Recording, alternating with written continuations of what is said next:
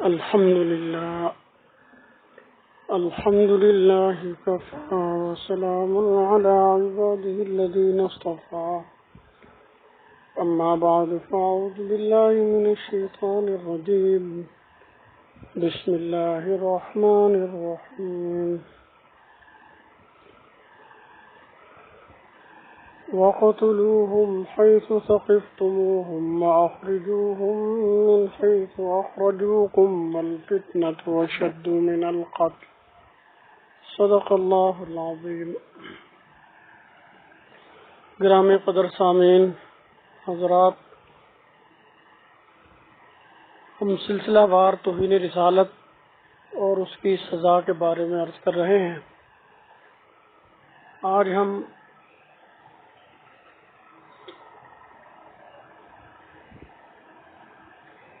اس جگہ پہنچ گئے ہیں کہ جو ہم تفصیل سے بیان کرنا چاہ رہے تھے۔ ہم نے یہ کہا تھا کہ توہین رسالت کا مسئلہ بہت وضاحت سے قرآن شریف میں موجود ہے اور اس کی سزا بھی بہت وضاحت اور صراحت سے موجود ہے۔ اس میں کسی مجتہد کا اجتہاد نہیں۔ اگر صرف قرآن ہی کو دیکھا جائے اور کوئی شان نزول نہ بھی ملایا جائے اور حدیث کو نہ بھی ملایا جائے تو پھر بھی یہ مسئلہ بالکل صاف ہے، مگر احادیث اور فقہا کی آراء کے بعد، مفسرین کی تفسیروں کے بعد یہ بات اور زیادہ واضح اور صریح ہو جاتی ہے۔ صراحت کی کوئی حد نہیں ہوتی، وضاحت کی کوئی حد نہیں ہوتی۔ دین کی وضاحت حضرت آدم سے چلی آ رہی ہے، ابھی تک وضاحت ہی ہو رہی ہے۔ تو شریعت کی کوئی حد نہیں ہے اس کی وضاحت و صراحت کی۔ لیکن جہاں یہ سوشل میڈیا پر یہ غامدی وغیرہ اور عمار خان ناصر وغیرہ یہ جو لوگ ہیں، یہ جو لوگوں کو بہکاتے ہیں، لو جی قرآن میں تو اس کی سزا ہے ہی نہیں، اس کا تو ذکر ہے ہی نہیں، حالانکہ قرآن میں جتنا تفصیل سے توہین رسالت اور اس کا ذکر ہے کسی چیز کا نہیں۔ سورہ احزاب میں اللہ تعالیٰ فرماتے ہیں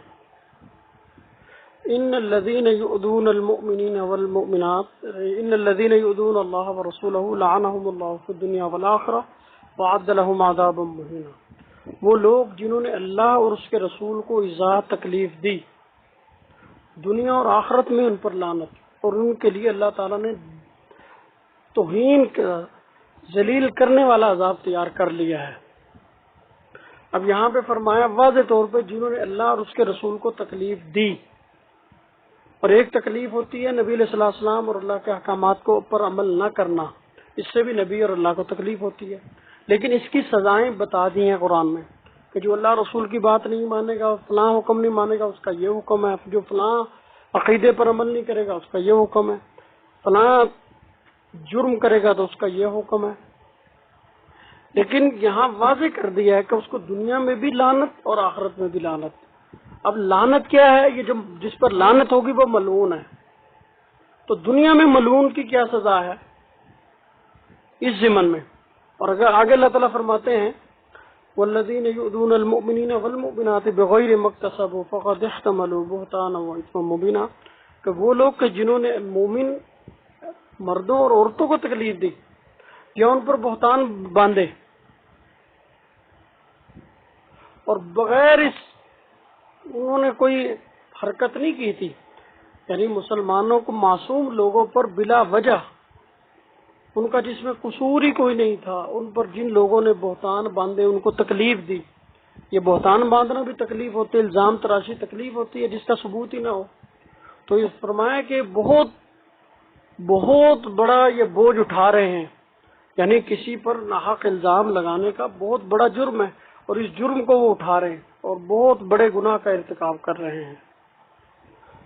آگے اللہ تعالیٰ فرماتے ہیں یا ایھا النبی قل لازواجک وبناتک ونساء المؤمنین یدنین علیہن من جلابیبہن، اے نبی اپنی بیویوں، بیٹیوں اور مومن اہل ایمان کی عورتوں کو کہہ دیجئے پوری چادر جو پورے جسم کو ڈھانپ لے وہ اپنے اوپر لیا کرو۔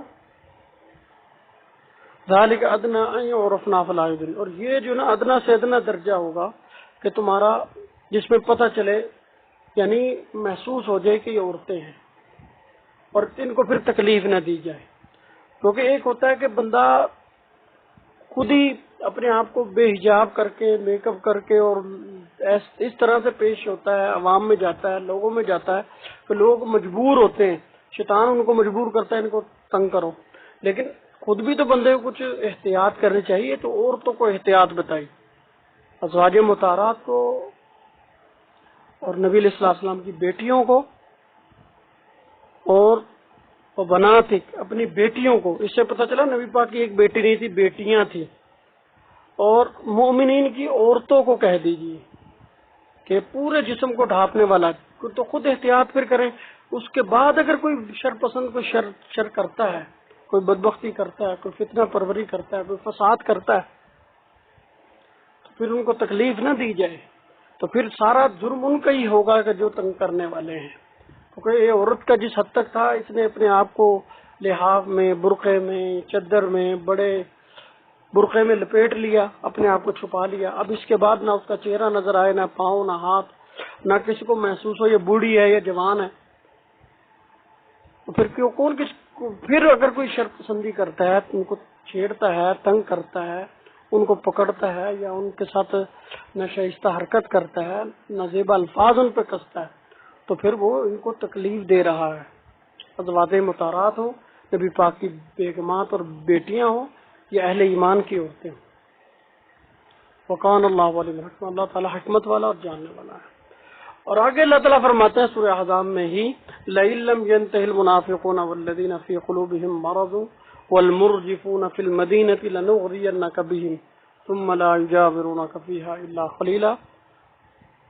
کہ اگر یہ جو منافقین لوگ، یہ ساری حرکتیں ظاہر بات ہے وہ لوگ کرتے ہیں، یہ ساری ناشائستگی جو اپنے آپ کو بظاہر مسلمان شو کرتے ہیں لیکن اندر کھاتے دلی طور پہ یہ کافر ہوتے ہیں، اور ان کا مقصد تخریب کاری، نبی علیہ السلام کے احکامات کو نشانہ بنانا، آپ کو گفتار اور کردار پر انگلی اٹھانا،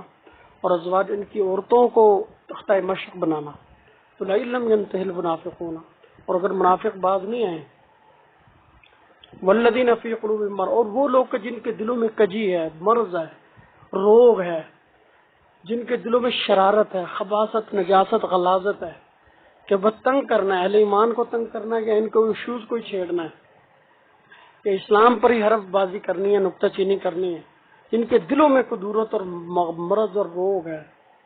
اور والمرجفون فی المدینہ، اور وہ جو مدینے میں رہنے والے،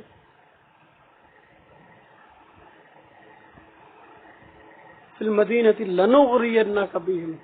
تو اللہ تعالیٰ فرماتے ہیں ہم ان پر ضرور تمہیں مسلط کریں گے۔ ایک وقت آئے گا کہ جو اللہ نبی کی اذا دیتے ہیں، مومنین کو بہتان باندھتے ہیں، اور آپ کی ازواج مطہرات اور اہل ایمان کی عورتوں کو چھیڑتے ہیں، اور جن کے دلوں میں مرض ہے، اور جو منافق ہیں، کے اندر خاطے زندیق اور ملحد ہے، اور جو منافق ہوتا ہے، نبی علیہ السلام کی زندگی تک ان کو منافق کہا گیا، لیکن جب نبی علیہ السلام اس دنیا سے چلے گئے، یعنی اس دنیا سے پردہ فرما گئے، اس کے بعد یہ زندیق اور ملحد ہے، کہ یہ ایسے نہیں ہوتے، یہ اپنے آپ کو بڑے ہی چکنے چپڑے الفاظ میں، بڑے ہی شائستگی دکھا کر کہ لوگ ہمیں سمجھیں ہم بڑے اہل ایمان ہیں، بڑے اخلاص والے ہیں، ہم بڑے متقی پرہیزگار ہیں، ہم اسلام کا درد رکھتے ہیں، لیکن یہ مسلمانوں کی جڑیں کاٹتے ہیں، اسلام کی جڑیں کاٹتے ہیں، مسلمانوں کا جو رشتہ عقیدے اور دین سے ہے اس کو توڑنے کی کوشش کرتے ہیں۔ تو اللہ تعالیٰ فرماتا ہے لَنُغْرِيَنَّكَ بِهِمْ، ہم ضرور بھی ضرور ان پر تمہیں مسلط کریں گے، تمہیں حکومت دیں گے، تمہیں ان پر طاقت دیں گے، تمہیں ان کے خلاف شہ دیں گے۔ ثُمَّ لَا يُجَاوِرُونَكَ فِيهَا إِلَّا قَلِيلًا، پھر یہ مدینے میں ٹکیں گے نہیں، اور جو رہ جائیں گے بہت کم ہوں گے۔ اور پھر ان تمام کے بعد کیا فرمایا؟ ملعونین، وہ جو فرمایا تھا نا اللہ رسول پہ جو ایذا دیتا ہے، یہ اللہ ان کو دنیا میں بھی لانا ہوتا ہے، آخرت پہ بھی لانا، فرمایا یہ ملعونین، یہ لعنتی لوگ ہیں۔ آگے حکم، اینما اخذوا، اینما، جہاں بھی تم ان کو پاؤ پکڑ لو، وقتلوا تقتیلا، اور اذیتناک طریقے سے ان کو قتل کرو۔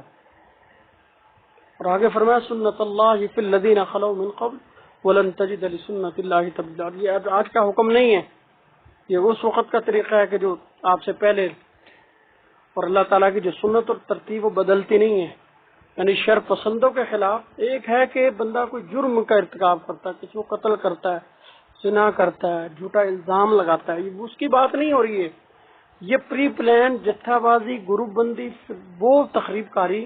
جو مسلمانوں کے ایشوز کو، عقائد کو، قرآنیات کو، ایمانیات کو، عقائد کو، نظریات کو،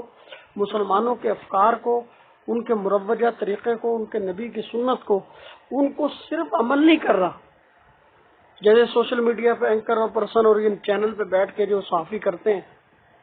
اور باہر سے ایسے جو غدار اور اسلام شکن لوگ ہیں، جو قادیانی اپنے آپ کو نہیں کہلواتے، مسلمان کہلوا کر اصل میں قادیانی کی تائید کرنا چاہتے ہیں، قادیانی کے سپورٹر ہیں، قادیانیوں کے لیے نرم گوشہ رکھتے ہیں. ان کو پتا اگر صراحتاً ہم نے قادیانی کہا اپنے آپ کو، یا قادیانی کی تعریف کی صراحتاً، تو پھر تو ہم اقلیت میں مانے جائیں گے، اور پھر جو تناع قادیانیت کا جو قانون ہے وہ ہم پر لاگو ہوگا. لہذا اس سے بچنے کے لیے اپنے آپ کو مسلمان شو کرتے ہیں، قرآن کے حوالے دیتے ہیں، حدیث کے حوالے دیتے ہیں، سنت کے حوالے دیتے ہیں، بڑے بڑے اماموں کے حوالے دیں گے، لیکن اندر کھاتے ہیں ان کے دماغوں میں کفر اور شرک اور خباثت و نجاست و غلاظت ہے. اور یہی وجہ ہے کہ یہ لوگ مسلمانوں سے ان کے اسلام کا رشتہ اور قرآن کا رشتہ توڑنا چاہتے ہیں. ان کے جو اپنے عقائد کے ساتھ وابستگی، تعلق اور ربط، اور آپس میں جو ایک مضبوطی ہے، آپس میں یہ جو کفرستان کے خلاف ایک سیسا پلائی ہوئی دیوار کی طرح کھڑے ہو جاتے ہیں، یہ ان کو دل و دماغوں میں کمزوری ڈالنا چاہتے ہیں. ان کا مقصد یہ. تو اللہ تعالیٰ نے فرمایا کہ ان کا حکم علیحدہ ہے. ایک تو ہوگی یہ بات، یہ پوری وضاحت کر دی اللہ تعالیٰ نے. ملعونین، یہ سارے ملعون ہیں. اینما ثقفوا اخذوا، جہاں ان کو پاؤ پکڑ لو اور ان کو قتل کرو. اب اس میں کوئی وضاحت، کسی تفسیر، کسی شان نزول، کسی حدیث کو لگانے کی ضرورت نہیں، صرف ہم نے ترجمے کیے ہیں کہ جو اللہ رسول کو ایذا دے، اللہ تعالیٰ کی ان پر لعنت دنیا اور آخرت میں، اور اللہ تعالیٰ نے آخرت میں اس کے لیے توہین امیز اور اذیت ناک جو عذاب ہے، رسوا کرنے والا، ان کو ذلیل کرنے والا عذاب تیار کر رکھا ہے، اور مومن مومنات کو جو تکلیف دیں. اور دوسری سورہ بروج میں اللہ فرماتا ہے ان الذین فتنوا المؤمنین والمؤمنات ثم لم يتوبوا فلهم عذاب جہنم ولهم عذاب الحریق. جو مسلمان مرد عورتوں کو فتنے میں ڈالیں اور توبہ نہ کریں تو ان کے لیے دردناک عذاب ہے اور جہنم میں جلانے والا عذاب ہے. اور میں نے جو آیت پڑھی وَاقْتُلُوهُمْ حَيْثُ ثَقِفْتُمُوهُمْ، ان کو قتل کرو جہاں ان کو پاؤ. وَأَخْرِجُوهُمْ مِنْ حَيْثُ أَخْرَجُوكُمْ وَالْفِتْنَةُ أَشَدُّ مِنَ الْقَتْلِ، اور ان کو نکالو، ان کو اپنے میں سے نکالو. اور یہ فتنہ جو ہے قتل سے بڑا فتنہ ہے. فتنہ قتل سے سخت ہوتا ہے، قتل سے زیادہ سنگین ہوتا ہے. اب یہ دوران جنگ میں بھی ہو سکتا ہے، اور جنگ نہ ہو، یہ گریلا طور پہ منافقین، مشرکین، کافرین جو مسلمانوں سے مل کر جیسے ریاست کے خلاف ایک گروہ بندی کی جاتی ہے، تخریب کاری کی جاتی ہے، فتنہ پسندی، شر پسندی کی جاتی ہے، اس طرح پری پلان ایک بندہ یا گروہ جس کا مقصد ہو قرآن و حدیث کا نام لینا ہے اور ان کو اسلام سے دور کرنا ہے، قرآن و حدیث کو طعن و تشنیع کا نشانہ بنانا ہے، ان کے عقائد پہ نکتہ چینی کرنی ہے، اور صریح قرآنیات سے ان کا رشتہ توڑنا ہے. مقصد تخریب کاری ہے، مقصد تخریب کاری ہے، مقصد تخریب کاری ہے. ایک وہ بندہ جو دین پہ عمل نہیں کر رہا، کوئی بات نہیں، دین کو نہیں سمجھ رہا، کوئی بات نہیں، اس کا آخرت میں حساب ہے. وہ کافر ہے تو جہنم میں جائے گا، مومن ہے تو جنت میں جائے گا. اور اگر وہ صرف عمل نہیں کر رہا، صرف عقیدے کفر عقیدے پر نہیں ہے، صرف اس کا مقصد ہے مسلمانوں کی بے کنی کرنا، ان کی توہین کرنا، ان کو رسوا کرنا، ان کو ذلیل کرنا، ان کے عقائد، ان کے شاعر اسلام جو ہیں، قرآنیات، ایمانیات، عقائد و نظریات، افکار، انبیاء کی سنت اور طریقوں کو، احکام الہی کو، ارشادات نبویہ کو تمسخر بنانا ہے، مذاق بنانا ہے، ان پہ حرف گیری کرنی ہے، نکتہ چینی کرنی ہے، طعن و تشنیع کرنا ہے، ان کے عزائم کو توڑنا ہے، ان کو رسوا کرنے کی کوشش کرنی ہے. اس کا حکم وہ نہیں ہے جو بے عمل کا ہے، اس کا حکم وہی ہے کہ جہاں پاؤ ان کو قتل کر دو، جہاں پاؤ ان کو قتل کر دو. اور یہ اللہ کی سنت ہے کہ جو غامدی کہتے ہیں نا شریعت دین وہ ہوتا ہے کہ جو تمام دنیاوں میں ہو. تو اللہ تعالیٰ نے بتا دے سنت اللہ فی الذین خلو، یہ اللہ کی آج کی سنت نہیں صرف محمد صلی اللہ علیہ وسلم کے لیے، یہ حضرت آدم سے قانون گئی ہے ایک عام مسلمان ہوتا ہے، ایک عام کافر ہوتا ہے.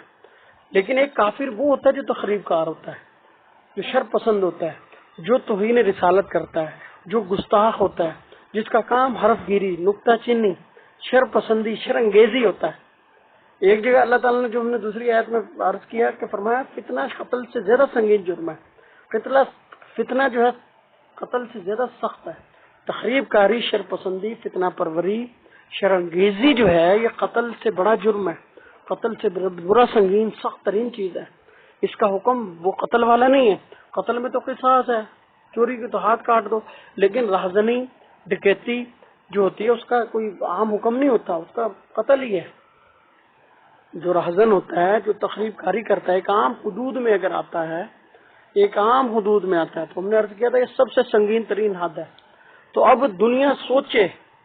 کیا نبی علیہ السلام پر بکواس کرنے والا آپ کی ذات صفات میں، آپ کے کردار گفتار پر حرف گیری کرنے والا انسان سے بڑا بدبخت کوئی ہو سکتا ہے؟ اس سے بڑا جرم کائنات میں کوئی ہو سکتا ہے؟ تصور کیا جائے ایک عام مسلمان کو کوئی تکلیف دیتا ہے، بہتان باندھتا ہے، گالی دیتا ہے، گستاخی کرتا ہے، وہ اور نبی علیہ السلام کو جو گستاخی کرے گا برابر ہے؟ اور پھر جو گستاخی کر رہا ہے اس کا مقصد صرف گستاخی نہیں ہے، اس کا مقصد مسلمانوں کے عزائم کو، ان کے جذبات کو مجروح کرنا ہے، مسلمانوں کے شاعر کو کمزور کرنا ہے، مسلمانوں کو بزدل بنانا ہے، ان کی غیرت اور حمیت کو جھنجھوڑنا ہے، ان کو برانگیختہ کرنا ہے، ان کو برگلانا ہے، ان کو جذباتی بنانا ہے، ان کو ایموشنل کرنا کی کوشش کرنی ہے، اور ان کی غیرت سے کھیلنا ہے. اور جب بندہ غیرت سے کھیلتا ہے تو اس کا حکم زنا والا نہیں کہ اگر عورت سے زنا کر رہا ہے تو اس کو ظاہر بات اگر شادی شدہ تو سنسار ہے، نہیں شادی شدہ تو پھر اوڑے. لیکن ایک بندہ زنا نہیں کر رہا، صرف ایک بندہ اس کی غیرت کو للکار رہا ہے، اس کی غیرت کو للکار رہا ہے، اس کی غیرت کو تار تار کر رہا ہے، اس کی غیرت کو جھنجھوڑ رہا ہے، اس کا مذاق اڑا رہا ہے، اس کی بہن کے ساتھ مذاق اڑا رہا ہے، اس کی بیوی کے ساتھ، اس کی ماں کے ساتھ مذاق اڑا. اس کا عام حکم نہیں ہے. اس کا حکم یہ ہے کہ جو جذبہ ہے، جو طاقت ہے، جو تو قوت ہے، جو غیرت ہے، اور جس سطح کا جرم ہے اس کو ویسے اڑا دو. تو یہ جب نبی علیہ السلام گستاخ انسان کرتا ہے، آپ کی شان میں نازیبہ الفاظ انداز اپناتا ہے، مسلمانوں کو نبی علیہ السلام سے توڑنے کی کوشش کرتا ہے، اور اس کا ہدف نبی علیہ السلام کی سنتیں ہوتے ہیں، آپ کے سیرت و کردار ہوتا ہے، اور وہ ہر وہ چیز ہو سکتی ہے جو نبی علیہ السلام کی طرف منسوب ہو، تو ان کو اٹیک کرنے کا مقصد حضور صلی اللہ علیہ وسلم کی ذات کو اٹیک کرنا ہوتا ہے. تو اللہ تعالیٰ نے واضح طور پہ فرما دیا یہ ملعون ہے، لعنتی ہیں. تو دنیا میں ان کی سزا کیا ہے؟ آخرت میں تو بتا دیا کہ توہین کرنے والا عذاب ہے ان کے پاس. جو گستاخ ہوگا اس کے لیے توہین کرنے والا، اس کے لیے دردناک عذاب بھی ہے، جہنم کا عذاب بھی ہے، جلانے والا عذاب بھی ہے، اور توہین کرنے والا عذاب بھی ہے گستاخ کے لیے. اور دنیا میں کیا ہے؟ اینما ثقفوا اخذوا وقتلوا تقتیلا، ان کو دنیا میں پکڑو اور قتل کر دو. اور دوسری جگہ ایک اللہ تعالیٰ سورہ مائدہ، من قتل نفسا بغیر نفس او فساد فی الارض فکانما قتل الناس جميعا، جس نے کسی کو نہ قتل کیا یا زمین میں فساد مچایا، فتنہ پروری کی، تخریب کاری کی. اب جب نہ قتل کیا اس کا تو موجودہ قصاص ہے. لیکن ایک بندہ نہ قتل بھی کرتا ہے لیکن دہشت بھی پلاتا ہے، تخریب کاری بھی کرتا ہے، اس کا عام حکم نہیں ہے. وہ قصاص تو وہ رسا کے معاف کرنے سے معاف ہو جاتا ہے، لیکن دہشت گردی کا کیس معاف نہیں ہوتا. وہ علیحدہ بات ہم نے دہشت گردی کی جو ڈیفینیشن ہے تعریف بدل دی ہے. جو صحیح ہے تعریف وہ قتل کرنے کے ساتھ وحشت پھیلاتا ہے، دردناک انداز میں تخریب کاری کرتا ہے، جذبات سے کھیلتا ہے، تو پھر وہ عام قصاص نہیں ہے. اور اگلے علیحدہ اللہ نے فرما دیا او فساد فی الارض، یہاں صرف قتل ہی نہیں ہے، یہاں صرف مرتد ہونے کا ذکر نہیں ہے. او فساد فی الارض، کیا خیال ہے جو عام مسلمانوں کی پگڑیاں اچھالے، ان کی عزت سے کھیلے، ان کی غیرتوں سے کھیلے، ان کی غیرت اور جذبات سے کھیلے، ان کو للکارے، ان کے جو مذہبی جو پیشوا ہیں ان کو گالیاں بکے، یا ان کے مذہبی جو شاعر ہیں ان کے عقائد و نظریات ہیں ان کو تماشا بنائے، ان کا تماشا بنائے، ان کے نکتہ چینی کرے. اس کی اجازت ہے شریعت میں؟ نہیں. اس کی تو ہماری شریعت میں بھی اجازت نہیں کہ نحق کے جو بڑے چودھری ہیں یا ان کے پیشوا ہیں، ان کے امام ہیں جو کافروں کے بڑے بڑے ہیں، جھوٹے خدا ان کو بھی تم برا بھلا نہیں کرو، گالی نہیں دو گے، ان کی توہین نہیں کرو گے، کیونکہ اگر تم کرو گے تو وہ بھی پھر تمہارے سچے حق اور خدا کی توہین کریں گے۔ تو تم سبب نہ بنو اپنے حق خدا کی توہین کا ان کے ناحق خداؤں کو گالیاں دے کر۔ اس کا قرآن ہے، اور یہ جو کرے گا ناحق خداؤں کو گالی دے گا،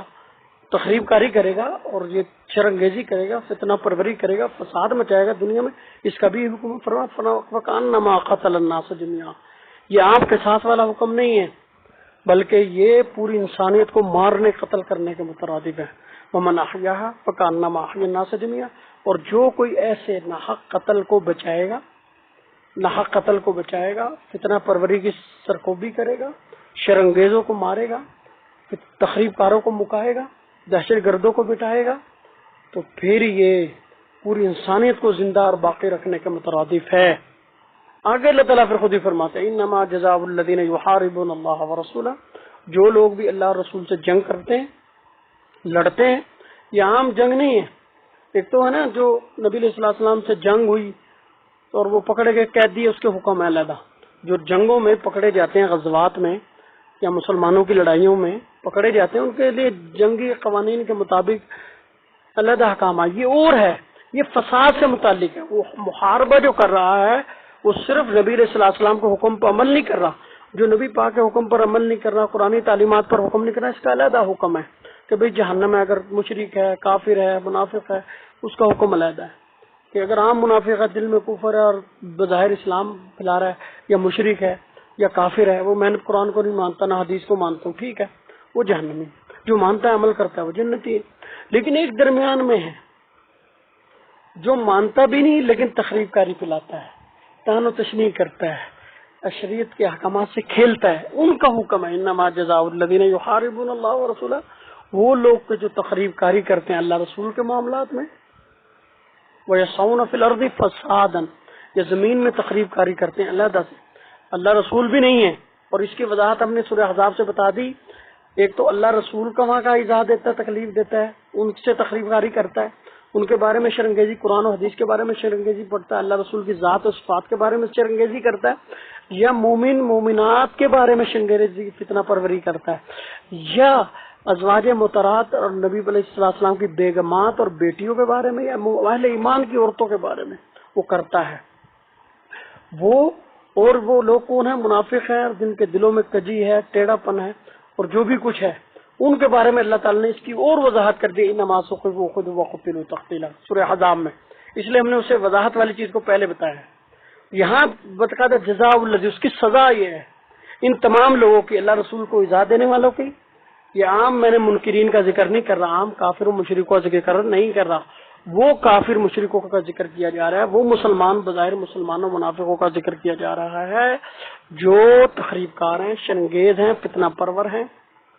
مسلمانوں کے جذبات اور عقائد سے کھیلنا چاہتے ہیں، مسلمانوں کی برگزیدہ ہستیوں سے انبیاء کرام علیہ السلام، ان کے بزرگوں، ان کے ولیوں، ان کے علماء، ان کے صلحاء، ان کے شہداء کے ساتھ کھیلنا چاہتے ہیں، صحابہ کے ساتھ کھیلنا چاہتے ہیں، بزرگ ہستیوں کو طعن و تشنیع کا نشانہ بنانا چاہتے ہیں، ان کے رشتے اپنے بزرگوں سے توڑنا چاہتے ہیں، اسلاف اور اکابر سے ان کا جو تعلق ہے اور واسطہ ہے اس کو کمزور کرنا چاہتے ہیں، اور لوگوں میں ان کو بدنام کرتے ہیں، ان کے کردار و گفتار کو ہدف تنقید بناتے ہیں، ان کی ذاتیات پر تنقید کے الزامات لگاتے ہیں، ان کی توہین کرتے ہیں، ان کو تختہ مشق بناتے ہیں۔ یہ ان کا حکم ہے۔ وَيَسْعَوْنَ فِي الْأَرْضِ فَسَادًا، اور زمین میں فساد و راہزنی ڈکیتی کے ذریعے بھی ہو سکتا ہے، لوگوں کی عزت لوٹنے سے بھی ہو سکتا ہے، عام بہتان باندھنے سے بھی ہو سکتا ہے، ان کے عقائد و نظریات کو چھیڑنے سے بھی ہو سکتا ہے۔ اور یہی بات جب مسلمان عام کافر کے بارے میں جو ذمہ بن کے رہ رہا ہے، بالکل وہ مسلمانوں کو جزیہ دے رہا ہے اسلامی ریاست کو، اور بالکل قانون کو فالو کر رہا ہے، اگر یہ بندہ بھی کافروں کے بارے میں بھی شر انگیزی کرے گا، فتنہ پرویر کرے گا، مسلمان ہو، بالکل قطعی پکا مسلمان ہو، تو اس کا بھی حکم یہی ہے۔ وَيَسْعَوْنَ فِي الْأَرْضِ فَسَادًا أَن يُقَتَّلُوا، ان کو قتل کیا جائے، اور يُصَلَّبُوا، سولی پر چڑھایا جائے، اور تُقَطَّعَ أَيْدِيهِمْ وَأَرْجُلُهُم مِّن خِلَافٍ أَوْ يُنفَوْا مِنَ الْأَرْضِ، اور ان کے مخالف سم سے ہاتھ کاٹے جائیں، ایک ہاتھ ایک پیر، دائیں ہاتھ بایاں پاؤں، بایاں ہاتھ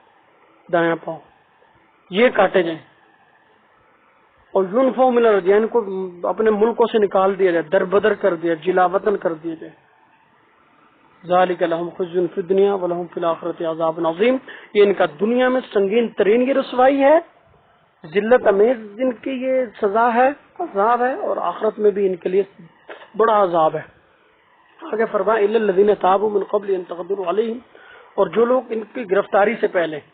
یعنی جو گستاخ ہیں، جو شر پسند ہیں، فتنہ پرور ہیں، تخریب کار ہیں، چور ڈاکو ہیں، مسلمانوں کی عزتوں سے کھیلتے ہیں، ان کی بیگمات سے کھیلتے ہیں، ان کو چھیڑ چھاڑ کرتے ہیں، ان کے عزائم، ان کی شخصیات، ان کے عقائد کو تختہ مشق بناتے ہیں، ان کے اسلاف پر گالم گلوچ کرتے ہیں، اور ان کو فتنہ فساد مچاتے ہیں، فتنہ پروری شرنگیزی کرتے ہیں، یہ مسلمانوں کی پکڑ سے پہلے ہی توبہ کر لیں،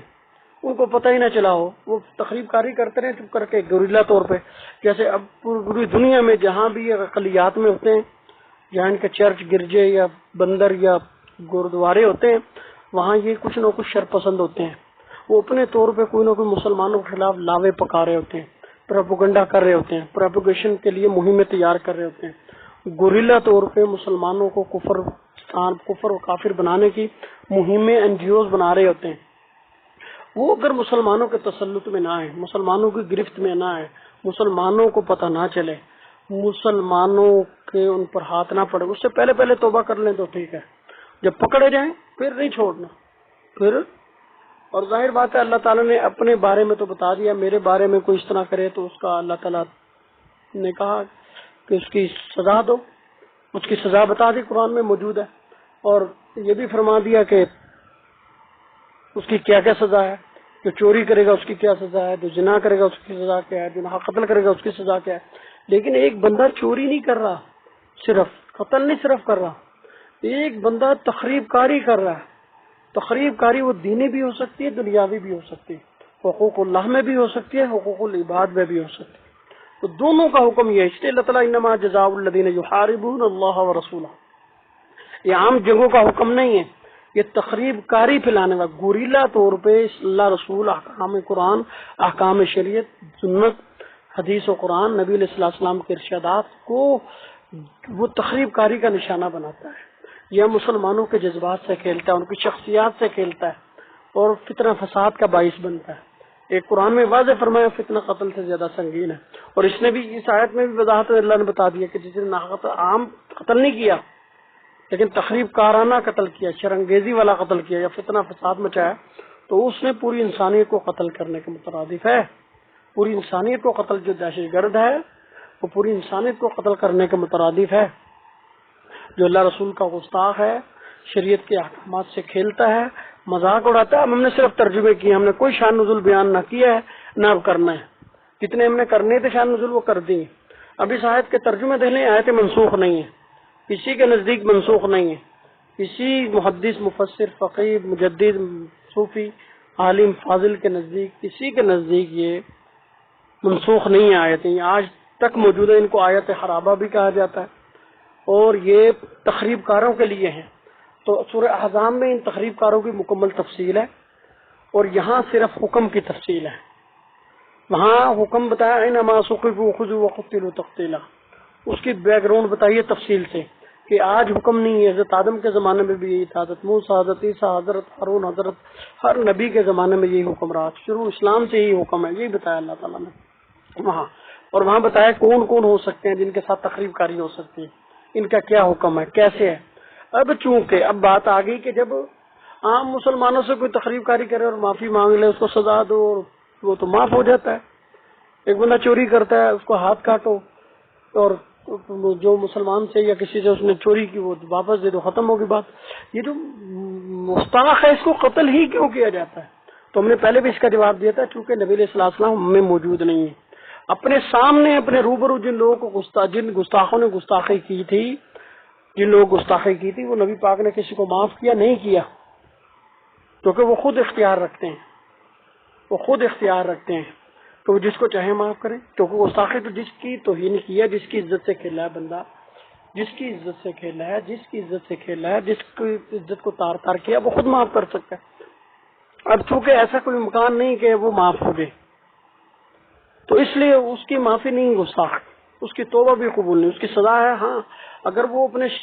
اس پہ نادم ہے، اپنے اس فعل پہ نادم ہے کہ میں نے بہت بری حرکت کی ہے، تو پھر بھی اس کو سزا قتل ضرور کیا جائے گا، اس کا سر تن سے جدا تب بھی کیا جائے گا۔ لیکن اگر وہ توبہ کرتا ہے، شرمسار ہے، تو آخرت میں اس کو عذاب نہیں پھر ہوگا،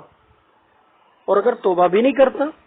اور گستاخی کرتا تو دنیا میں بھی اس کا سر تن سے جدا ہوگا، اور آخرت میں بھی ہمیشہ ہمیشہ جہنم میں رہے گا، اور وہ عام کافر مشرکوں منافقوں سے زیادہ سنگین ترین عذاب میں رہے گا، کیونکہ یہ چھوٹا سا جرم نہیں ہے، نبی کی شان میں گستاخی چھوٹا سا جرم نہیں ہے، تو یہ معافی نہیں ہے۔ اور عام کسی کو مارا، اس کے ورثاء معاف کر دیں، نبی پاک کے ورثاء کون ہے؟ نبی پاک کے وارث کون ہے جو معاف کریں؟ نبی پاک تو خود موجود نہیں جو معاف کریں۔ تو نبی علیہ السلام کے اب سوال یہ کہ جن کی معافی نہیں ہوتی، جن کے معاف کرنے والے موجود نہیں ہوتے، تو ان کو تو پھر فوری قتل کیا جاتا ہے، اور ہم قیاس نہ بھی کریں، قرآن میں موجود ہے جی قتل کرو، بس قتل کرو، ان کا قتل ہے۔ تو جن کی عذر آ گئی، جن کا کوئی دفیہ، کوئی سبب، کوئی معافی کا کوئی ذریعہ، کوئی بچاؤ کا کوئی رستہ نکل آیا، وہ تو ٹھیک ہے۔ نبی پاک کے بارے میں، گستاخ کے بارے میں، نبی علیہ السلام کی گستاخی کرنے کے بارے میں، نبی پاک کی توہین کرنے کے بارے میں، توہین کرنے والے کے بارے میں کوئی رستہ نہیں ہے قتل کے علاوہ، کیونکہ قتل سے بڑا فتنہ ہے۔ جو ہمارے سے بحث کرے گا وہ یہ کرے کہ پہلے تو ثابت کرے نبی پاک کی توہین کرنا قتل سے چھوٹا جرم ہے، اس کو ثابت کرنا ہوگا۔ فساد فی الارض، تخریب کاری قتل سے چھوٹا جرم ہے، جب قتل سے بڑا جرم ہے تو دہشت گرد کو کوئی اگر عدالت بھی معاف کر دے، عدالت معاف ہی نہیں کر سکتی، اس لیے عام عدالت میں اس کا کیس نہیں چلتا دہشت گرد کا، اس کا چلتا ہے انتظار دہشت گردی کی عدالت میں، اور اس کو ورثاء معاف نہیں کر سکتے، ورثاء معاف بھی کر دیں تو تب بھی معافی نہیں ہوتی اس کی۔ یہ ہمارا پاکستان کا بھی قانون یہی ہے، تو دہشت گردوں کو اگر ورثاء معاف بھی کر دیں تو تب بھی ان کو سزا ملتی ہے۔ اسی طرح جو یہ ہے نا تخریب کار، نبی علیہ السلام کی شان میں جو گستاخی کرتا ہے، یہ تخریب کار ہے، یہ شر پسند ہے، یہ دہشت گرد ہے۔ اور اب تو ہائی کورٹ کے جو جج ہیں انہوں نے بھی ڈکلیئر کیا بھائی جی یہ تو دہشت گرد، اس سے بڑا سنگین ترین دہشت گردی کوئی نہیں ہے۔ تو قرآن نے تو 1400 سال پہلے کہا ہے، اور اللہ تو فرماتا ہے ہم نے حضرت آدم کے زمانے سے قانون یہی بنا رکھا ہے کہ اس سے بڑا دہشت گردی کوئی نہیں ہے، اور ان کی معافی بھی کوئی نہیں ہے۔ اور لہذا جو عام مسلمانوں کے بارے میں ہیں ان کی تو چینجنگ ہو سکتی ہے، ان کے بارے میں تو کوئی رد و بدل ہو سکتا ہے، یا نبی علیہ السلام موجود ہوتے تو وہ دیکھ لیتے کہ بھائی یہ گستاخی بنتی ہے نہیں بنتی۔ لیکن ہم نے پہلے جو بتایا کہ حضرت نبی علیہ السلام گستاخی پر قتل ہی کیا گیا، اور جہاں کسی کو چھوڑنا تھا، کوئی دینا تھا، وہ شروع اسلام میں تھا، جب مسلمانوں کا تسلط نہیں تھا، جب مسلمانوں کی حکومت نہیں تھی، اس وقت تک یہ اس کے بارے میں نبی علیہ السلام کو نرمی کا حکم دیا گیا تھا، نرمی کا حکم دیا گیا تھا۔ اور یہی وجہ ہے فتح مکہ کے موقع پر تمام مشرکوں کافروں کو معاف کر دیا گیا، تمام کو ایک رکھی حد کے، جو ابو سفیان اور فلاں فلاں کے گھر جو آ جائے وہ معاف ہے، فلاں فلاں جگہ جو آ جائے وہ معاف ہے، لیکن گستاخوں کو اس وقت معاف نہیں کیا گیا۔ اس سے پتہ چلتا ہے، اور وہ جو گستاخوں کو معاف نہ کرنے کی جو باتیں ہیں، ان کو سزا دینے کے جو احکامات ہیں، ان کو سزا دینے کے جو واقعات ہیں، وہ اتنی کثرت سے ہیں، ایسی سندوں کے ساتھ ہیں، جو پرانی جو ایسی احادیث سے ہیں، ایسی تواتر سے ہیں، ایسی شہرت سے، ایسی مستند طریقوں سے، اتنی کثرت سے وہ واقعات موجود ہیں نبی علیہ السلام صحابہ کرام کی زندگیوں میں، جیسے نماز، روزہ، حج، زکوٰۃ موجود ہے، جس طرح ان پر عملی تواتر موجود ہے، جس طرح اس پر امت کا تواتر موجود ہے، جیسے امت کا نماز، روزے، حج، زکوٰۃ کے وجود ثبوت پر امت کا تواتر، عملی تواتر موجود ہے، عملی تواتر موجود ہے، علمی تواتر موجود ہے، تحقیقی تواتر موجود ہے، سندی تواتر موجود ہے۔ اسی طرح فتح مکہ کے بعد گستاخان رسول کو جو سزا ہے وہ قتل ہی ہے، اور اس قتل کے اور توبہ نہیں ہے، اور بعض کافر و گستاخوں نے ایسے حرکتیں بھی کی بچنے کے لیے، ایسے ہیلے بھی کھیلے کہ جو عام شریعت میں جس سے معافی ہو جاتی ہے، لیکن کسی صحابی خلفاء راشدین نے اور نبی علیہ السلام نے معاف نہیں کیا۔ کعبے میں بھی جو چھپا اس کو بھی معاف نہیں کیا، خلاف کعبہ سے جو لپٹ گیا اس کو بھی معاف نہیں کیا گستاخ کو۔ تو ان احادیث کی وجہ سے پھر قرآن میں تو ہم نے بتا دیا، قرآن میں تو واضح اس کو قتل ہی کرے، اور جن کے ہم نے بتا دیا قرآن میں جن کے متبادل موجود تھے، جن کے متبادل موجود تھے ان کا تو حکم ہے معافی ہے، کہیں قصاص ہے، کہیں ورثہ ہے۔ نبی علیہ السلام کے قتل کے معافی کے لیے کوئی دلیل قرآن میں موجود نہیں ہے، کہیں موجود نہیں ہے کہ گستاخ رسول کو چھوڑ دیا جائے، گستاخ رسول کی توبہ قبول کر لی جائے، گستاخ رسول کی صورت میں وہ تخریب کاری کرے تو اس کو معاف کر دیا جائے، ایسا کوئی حکم قرآن میں موجود نہیں ہے۔ اور جہاں فرق ہے جس نے جھوٹا الزام لگا کسی عام مسلمان پہ، گالی دی، چوری کی، قتل کیا، اس کے موجود ہے۔ اور جو تخریب کاری کرتے ہیں، شر پسندی کرتے ہیں، اور وہ شر پسندی کا تعلق اللہ سے ہے، توہین کا تعلق اللہ سے ہے، کتاب اللہ سے ہے، صحابہ سے ہے، تابعین سے ہے، تبع تابعین سے ہے، ان کے متبادل بھی موجود ہیں۔ لیکن قرآن میں نبی علیہ السلام کی توہین کرنے والے کی معافی کا کوئی ذکر، کوئی قصاص، کوئی عدل بدل نہیں ہے، صرف اس کی ایک ہی حد ہے، سر تن سے جدا، اس کی ایک ہی حد ہے، سر تن سے جدا۔ کہ جو نبی علیہ السلام کی گستاخی کرتا ہے، چاہے ایک دفعہ کرے چاہے 1000 دفعہ کرے، چاہے ایک دفعہ کرے چاہے 1000 دفعہ کرے، ایک دفعہ کرے چاہے 1000 دفعہ کرے، اور اس صورت میں وہ شر پسند اور فتنہ پرور، شرانگیز اور مسلمانوں کی شخصیات، عقائد اور نظریات سے، دین سے، مسلمانوں کی برگزیدہ ترین ہستی سے کھیل رہا ہے۔ اور جب کسی کی جتنی برگزیدہ ہستی ہو، ماں ہو مثلا، اس کی عزت سے جو کھیلے تو بندہ معاف نہیں کرتا، کچھ وہ نہ درس دیتا ہے، نہ سبق دیتا ہے، نہ نصیحت کرتا ہے، نہ کوئی توبہ کی طرف لاتا، وہ کہتا بس مار دو۔ تو ہمارے نزدیک حضور سرور قرآن صلی اللہ علیہ وسلم سے مقدس ہستی کوئی نہیں ہے، اور آپ کی شان ہی ہمارے ایمان کا بھی حصہ ہے، ہماری جان سے 1000 لاکھ ارب خرب گنا زیادہ معزز، محترم، قابل احترام ہے۔ ہمیں اپنے تقدس کی اتنی پرواہ نہیں جتنی ان کے تقدس کی پرواہ ہے، اور جو ان کی شان میں گستاخی کرتا ہے تو اس سے بڑا فتنہ پرور کائنات میں تخریب کار، شر پسند، شرنگیز کوئی نہیں ہے، اور اس کی سزا پھر قرآن میں موجود ہے، قتل۔ قتل اس کا نہ توبہ ہے، اور اگر وہ توبہ کرے گا تو ہاں آخرت میں صرف توبہ کرے گا، آخرت میں اس کو پھر چونکہ دنیا میں اس کو سزا مل گئی ہے توہین کی، آخرت کے لیے چونکہ توبہ کی ضرورت ہوتی ہے، وہ توبہ قبول ہو گئی اگر تو وہ جنت میں جائے گا۔ اگر آخرت میں توبہ نہیں قبول ہوئی، اللہ کی مرضی توبہ قبول کرے یا نہ کرے، اگر اللہ نے توبہ قبول کر لی تو پھر جنت میں چلا جائے گا، اگر توبہ نہ قبول کی تو گستاخ آخرت میں بھی دنیا میں سر کٹا کے بھی پھر بھی جنت میں نہیں جائے گا، آخرت میں بھی جہنم میں ہی سڑے گا، اور اگر توبہ قبول کی نہیں تب بھی وہ جہنم میں سڑے گا، اگر توبہ نہیں کی اور اللہ نے قبول نہیں کی تب بھی جہنم میں، اگر توبہ نہیں کی تب بھی جہنم میں۔ دنیا میں صرف اس کا ایک ہی حل ہے کہ اس کا سر تن سے جدا۔ اور جو کہتے تھے قرآن حدیث میں ہم صراحتاً بتا دی کہ قرآن میں کیا موجود ہے۔ اور ایک اور آیت سورہ توبہ میں اللہ تعالیٰ فرماتا ہے وَإِن نَكَثُوا أَيْمَانَهُم مِّن بَعْدِ عَهْدِهِمْ وَطَعَنُوا فِي دِينِكُمْ فَقَاتِلُوا أَئِمَّةَ الْكُفْرِ، اور یہ جو لوگ اپنے معاہدے کرنے کے بعد توڑ دیں، اپنی قسموں کو توڑ دیں، اپنے معاہدے کو، تہیوں کو، اپنے جو وثیقے ہیں، اپنے جو وہ معاہدے، معاملات جو طے کرتے ہیں، وہ طے کرنے کے بعد توڑ دیں، وہ تمہارے دین میں طعن و تشنیع کریں، طعن و تشنیع کریں، تو دین میں نبی علیہ السلام سے بڑھ کر کسی پر طعن و تشنیع ہو سکتی ہے؟ نبی علیہ السلام کی ذات کے بارے میں، آپ کی گفتار کے بارے میں آپ کی توہین کرے، اس سے بڑی طعن و تشنیع؟ فرمایا فقاتلوا ائمۃ الکفر۔ تو ان معاہدہ کرنے والے جو ان کے کافروں کے بڑے بڑے چودھری ہیں نا، وہ ڈھیرے، سردار، کھڑپینچ، سربراہ، ان کو قتل کرو، فقاتلوا ائمۃ الکفر۔ اور آگے فرمایا الا تقاتلون قوما نکثوا ایمانهم من بعد عہد، اور تمہیں کیا ہو گیا کہ تم قتل نہیں کرتے جو ان لوگوں کو، جن اس قوم کو، پہلے بتایا ان کے سربراہوں کو قتل کرو، اور فرمایا اس قوم کو بھی قتل کرو جو ان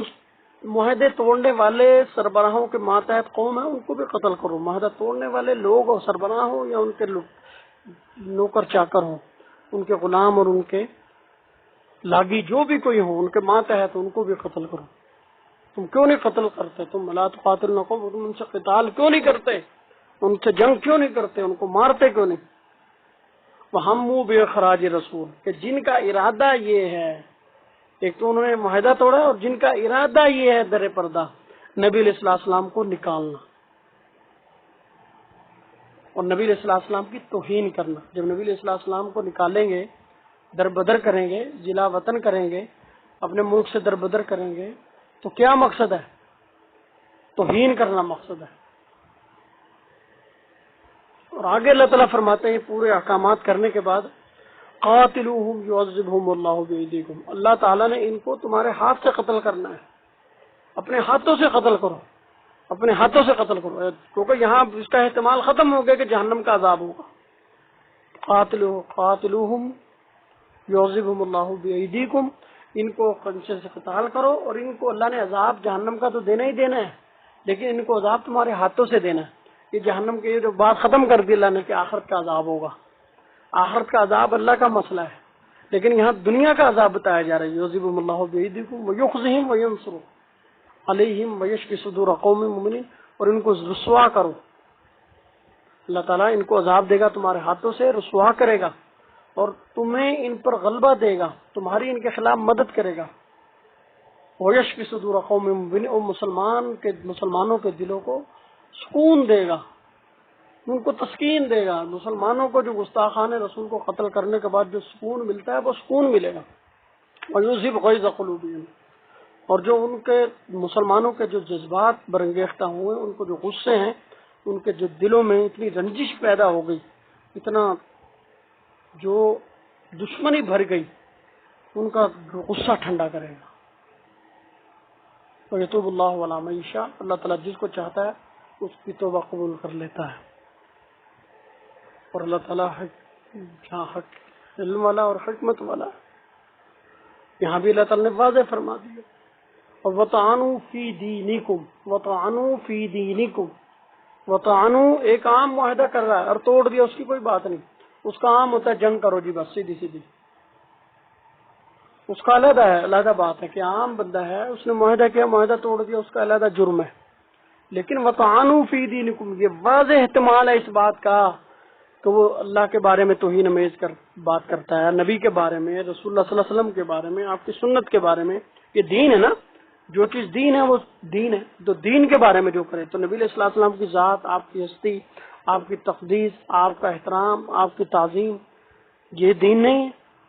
اور جب انکار کرتا ہے یہ بھی ایک قسم کی توہین ہے، یہ بھی نبی پاک کی باتوں کا انکار کرنا بھی توہین ہے، اللہ کی باتوں کا، احکامات کا انکار کرنا بھی،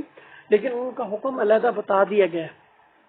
ان کی معافی نبی پاک نے خود قبول کی ہے، ان کی معافی نبی پاک نے خود قبول کی ہے، ان کی توبہ خود قبول کی ہے، خود بتایا کہ ان الاسلام یہدم ما کان قبلھا، اسلام جو ہے پہلے سارے گناہ معاف کر دیتا ہے، جب بندہ کفر کی حالت میں جو کچھ کرے وہ سارے گناہ معاف کر دیتا ہے، وہ شرک ہو، کفر ہو، بدعت ہو، جو کچھ بھی ہو، قتل و غارت ہو، جو کچھ بھی ہو، وہ قصاص ہے جہاں قصاص ہے، جہاں زنا ہے وہاں سنساری ہے، یہ بتا دیا حکم، لیکن گستاخ کے بارے میں نہیں بتایا، اس کی معافی کا کہیں ذکر نہیں کیا، حدیث میں بھی اس کی معافی کا ذکر نہیں ہے۔ تو جب تان و تشنیع نبی پاک پر کرے گا تو باقیوں پہ کرے گا، اس کے احکامات قرآن و حدیث میں موجود ہیں، لیکن نبی علیہ الصلوۃ والسلام کی جب شان میں گستاخی کرے گا، اس کا کہیں قرآن میں موجود نہیں کہ وہ معافی ملے گی اسے، یا اسے معافی مل سکتی ہے۔ ہاں نبی علیہ الصلوۃ والسلام جس کو چاہیں جب چاہیں معاف کر سکتے تھے، نبی پاک اب معاف نہیں کر سکتا، اب تو ہو نہیں سکتا معافی کا سلسلہ۔ اور اب ہم جو سب سوال بندہ کرتا ہے جی، جیسے لوگوں کا دوسرے اللہ کی توہین کرنے والا، اللہ کا انکار کرنے والا، گستاخوں کافروں کا جو عذاب ہے آخرت میں ہوگا، اس کو بھی آخرت میں رکھ لیتے، دنیا میں ہی اس کی سزا کیوں ہے؟ ایک تو ہم نے بتا دیا اس کی سزا کی معافی کا کوئی وسوسہ، کوئی شوشہ قرآن میں موجود نہیں ہے کہ ایسے کو معاف کر دیا جائے۔ جیسے قتل کسی نے کیا اس کا تو قصاص ہے، قصاص نہیں ہے تو معاف کر دے تو دیت ہے، تھوڑا سا معاف کر دیں۔ اگر دہشت گرد ہے تو اس کا اور حکم ہے، چور کا اور حکم ہے، اور اس طرح۔ اور اگر تخریب کار ہے اور تخریب کاری ڈکیتی کی صورت میں کرتا ہے، راہزنی کی صورت میں کر سکتا ہے، تو پھر اس کا حکم یہ ہے کہ جو امام ہے، قاضی ہے، جج ہے، اس کی دیکھے گا اس کی تخریب کاری کس درجے کی ہے، تو جس درجے کی ہوگی وہ پھر اسے قتل کیا جائے گا، کبھی اس کو سولی بھی دی جا سکتی ہے، اس کے ہاتھ پیر بھی کاٹے جا سکتے ہیں، وہ قاضی پر ہے۔ لیکن سوال یہ ہے، قاضی جتنی بھی سنگین سزا دے گا چوری ڈکیتی کی، اس کی ایک حد ہے نا، چوری ڈکیتی کی، لوگوں کی عزت سے کھیلنے کی، ان کا مال لوٹنے کی، مسلمانوں کے جذبات سے کھیلنے کی ایک حد ہے نا، جو حد سنگین ترین حد ہے اس پہ قتل وہ کرے گا، سولی چڑھائے گا۔ تو جو مسلمانوں کے جذبات سے کھیلنے کی، تخریب کاری کرنے کی، فتنہ فساد مچانے کی، فتنہ پروری کی، جو قتل کی صورت میں، چوری ڈکیتی کی صورت میں، مسلمانوں کے جذبات سے کھیلنے کی صورت میں جو سنگین ترین ہوگی سزا، وہ قتل ہے۔ تو نبی علیہ الصلوۃ والسلام کے ساتھ گستاخی کرنا، آپ کی شان میں بکواس کرنا، آپ کی پر طعن و تشنیع کرنا، نکتہ چینی کرنا، کیا وہ جو رہزنی کی سنگین ترین صورتیں جو قتل تک پہنچتی ہیں، زنا کی جو صورتیں، حرابہ کے تحت جو زنا کی صورتیں قتل تک پہنچتی ہیں، مسلمانوں کے جذبات اور ان کی عزت سے کھیلنے کی وہ حدیں جو قتل تک پہنچتی ہیں، کیا وہ ساری کی ساری مل کے بھی نبی پاک کی گستاخی کے برابر ہو سکتی ہیں؟ جرم میں، سنگینی میں نہیں ہو سکتی۔ یہ خود غامدی فیصلہ کرے، یہ خود غامدی ہمیں بتائے، یہ خود عمار ہمیں بتائے، زاہد الراشدی اپنے باپ سے پوچھ کے ہمیں چاہے بتائے، کیا جو حرابہ کی جتنی صورتیں ہیں، قتل کی صورتیں ہیں، زنا کی ہیں، عزت لوٹنے کی، عزت سے کھیلنے کی، دین پر گالم گلوچ کی، وہ تمام صورتیں جب سنگین ترین حد پہ چل جائیں جس پر معافی کی صورت کوئی نہ ہو، وہ تمام اپنی سنگینی، سختی اور غلاظت، نجاست، خباثت کے باوجود، انتہا کو پہنچنے کے بعد بھی نبی پاک کی گستاخی کے برابر یا ان سے اوپر ہو سکتی ہیں؟ قطعاً نہیں ہو سکتی، ان سے اوپر نہیں ہو سکتی۔ اور قرآن نے واضح فرماتی ہے الفتنۃ اشد من القتل، فتنہ جو ہے وہ قتل سے سنگین ترین ہے۔ ایک بات، دہشت گردی، فتنہ پروری، تخریب کاری جو ہے یہ قتل سے بدترین گناہ ہے، اس میں ورثہ معاف نہیں کر سکتے، ورثہ معاف کریں تب بھی سزا اس کو تب بھی قتل کیا جائے گا۔ لیکن ہم یہ پوچھتے ہیں جو رہزنی، ڈکیتی، تخریب کاری، چوری کی جو تخریب کارانہ صورتیں ہیں جن پر حرابہ لگتا ہے، حرابہ کی صرف ہاتھ کاٹنے کی نوبت نہیں، سولی چڑھانے کی نوبت نہیں، وہ جو اینڈ سینڈ صورت جو بنے گی، سنگین ترین جو حرابہ کی صورت ہے، وہ کیا ہے؟ جج جو فیصلہ تعزیراً دے گا وہ قتل کا ہی دے گا نا بھائی، اس کی کسی طور پہ کہیں معافی نہیں ہو سکتی، یہ بہت سنگین کالا، یہ بہت بدترین قسم کا مجرم ہے، سنگین جرم کا یہ غلیظ ترین مجرم ہے، اس کی سزا ہی قتل ہے، اس کی سزا ٹوٹے ٹوٹے کرو، اس کا ایک جز توڑو، کاٹو۔ تو اس تمام سنگینیوں کے باوجود جو قتل و راہزنی، زنا کاری، لوگوں مسلمانوں کے جذبات سے کھیلنے کی تمام سنگین ترین سزائیں اپنی تمام انتہاؤں نہایتوں کو پہنچنے کے بعد بھی نبی پاک کی گستاخی کے برابر، جرم کے برابر نہیں ہو سکتی، آپ کی گستاخی کی سنگینی کے برابر ان کا جرم نہیں ہو سکتا۔ تو جب نہیں ہو سکتا تو پھر معافی کہاں سے ہوگی؟ جب حرابہ، زنا، چوری چکاری کی صورت میں، مسلمانوں کی عزت و کھیلنے کی صورت میں، باپردہ مومن عورتوں، بیگمات نبی علیہ السلام اور آپ کی بیٹیوں کے بارے میں، مسلمان عورتوں کے بارے میں ان کی عزت سے کھیلنے، تخریب کاری کی وہ صورتوں پہ جب پہنچ جائے منافقین، کافرین، مشرکین، مومنین، مسلمان اپنے آپ کو کہلوانے والے تخریب کاری کی اس حد کو پہنچ جائیں جس میں جج طے کر دے کہ اب ان کی زندگی نہیں بچ سکتی، ان کا قتل ہے، ان کا بچوں کے ٹکڑے ٹکڑے کر دو، ٹوٹے ٹوٹے کر دو، ان کو مار دو جہاں ملے، جو کوئی جس کو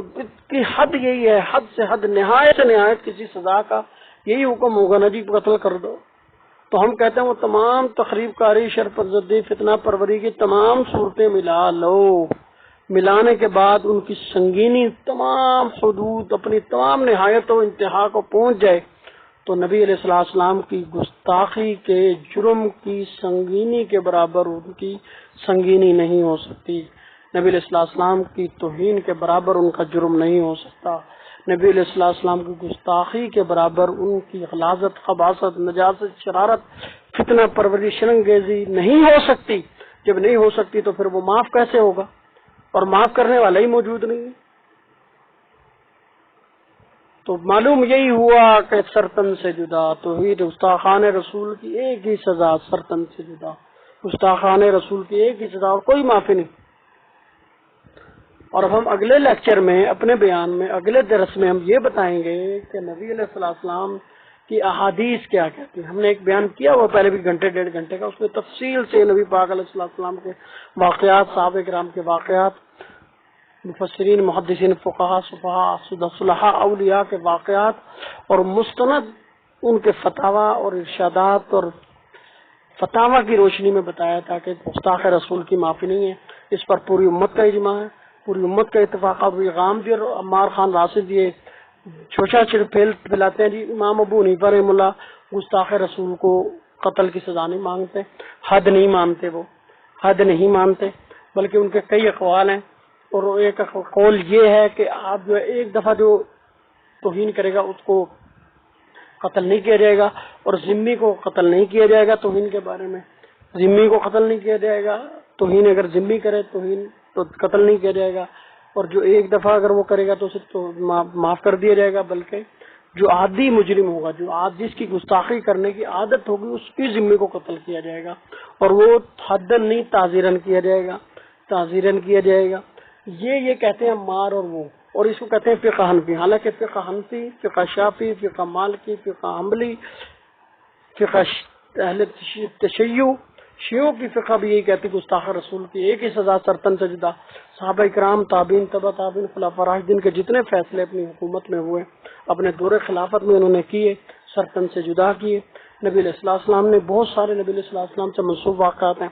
آپ نے ایک ہی فیصلہ دیے سرطن سے جدا، گستاخ رسول کی ایک ہی سزا۔ اس کو ہم وضاحت سے بتائیں گے، اور اس بات کا بھی ہم سوال کا جواب دیں گے، کیا فقہ حنفی میں کوئی فتویٰ، امام ابو حنیفہ کا کوئی قول اس طرح کا ہے کہ توہین رسالت کرنے والا اگر ذمی ہو یا اس کی کوئی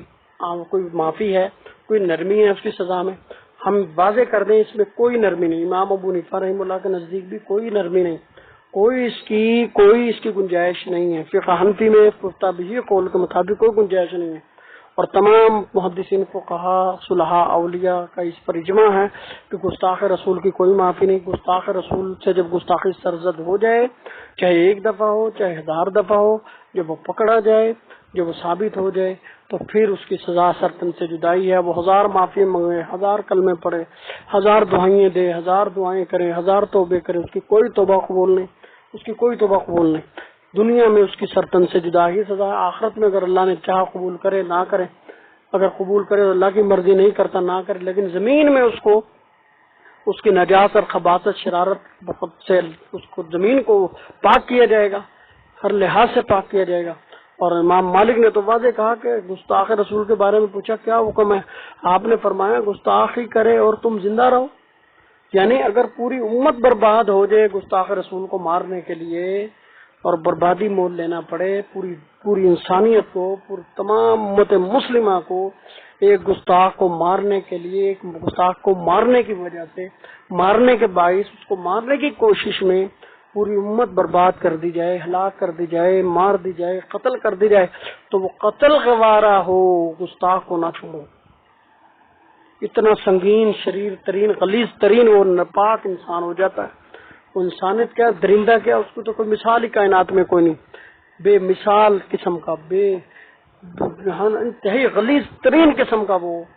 منحوس ترین انسان بن جاتا، منحوس ترین وہ بن جاتا ہے۔ کیا بن جاتا ہے یہ تو اللہ کو ہی پتا ہے کیا بن جاتا ہے، لیکن اس کی سزا کائنات میں کم از کم یہی ہے کہ سرطن سے جدا کرو اور کائنات کو اس کی نجاست، نحوست، خباثت، غلاظت سے پاک کر دو۔ مسلمانوں کے ایمان جو اس کی نحوست، گستاخی کی نحوست سے آلودہ ہوئے، ان کے عقائد آلودہ ہوں گے، ان کی جذبات آلودہ ہوں گے، ان کا اسلام آلودہ ہوگا، ان کا قرآن و حدیث آلودہ ہوگا، وہ آلودگی ختم ہو جائے گی، اس کی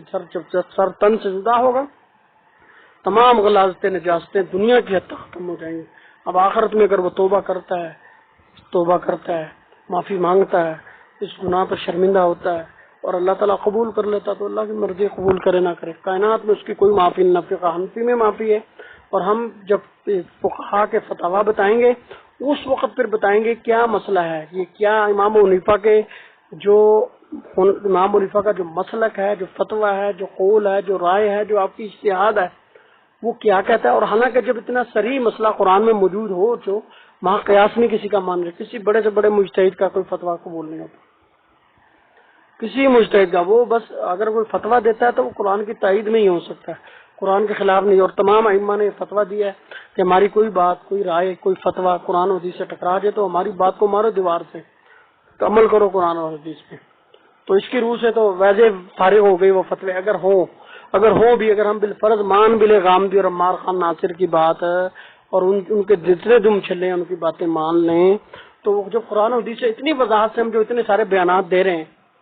یہ درس دے رہے ہیں، لیکچر دے رہے ہیں، تو ہم نے وضاحت کر دی ہے کہ شان نزول ہم نکال دیں، احادیث کو نہ چھیڑیں، فقہ کی طرف نہ جائیں، اجتہاد کی طرف نہ جائیں،